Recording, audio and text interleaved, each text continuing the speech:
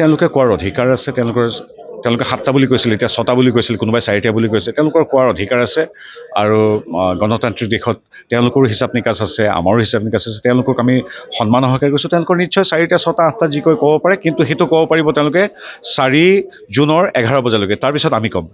কাৰণ আমি ভাবোঁ যে অসমবাসী ৰাইজে সমগ্ৰ দেশবাসীৰ দৰেই নৰেন্দ্ৰ মোদীদেৱৰ কাষত থিয় হৈছে এখন বিকশিত ভাৰত, বিকশিত অসম গঢ়িবৰ বাবে।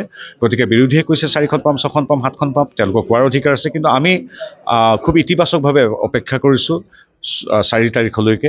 কাৰণ যদিও সকলো চেফলজিষ্টে, সকলো সংবাদ মাধ্যমে, সকলো অপিনিয়ন পোলে কৈছে যে 14টাৰ ভিতৰত 12খন আসন বিজেপিয়ে পাব, তথাপি গণতান্ত্ৰিক প্ৰক্ৰিয়াত ৰাইজেই ৰজা আৰু ৰাইজৰ জনাদেশটো আমি দেখিম 4 তাৰিখে। গতিকে 12খন আমি পাম বুলি আশা কৰিছোঁ আৰু সেই ফলাফলটো ৰাইজে কি কৰিছে আমি দেখিম 4 তাৰিখে। গতিকে আমি 4 তাৰিখলৈ ৰৈ আছোঁ, তাৰপিছত আমি ক'ম। আৰু খালি 2খন চিটৰ ওপৰত বহুত কথা পতা হয়, এখন যোৰহাট আৰু এখন গুৱাহাটী। কংগ্ৰেছে বাৰে বাৰে যোৰহাট আৰু গুৱাহাটীখন নিশ্চয় পাব বুলি এনেকৈ তেওঁলোকেতো যোৰহাট, গুৱাহাটী, শিৱসাগৰ, ডিব্ৰুগড়, লখিমপুৰ যিকোনো কথা হ'ব পাৰে।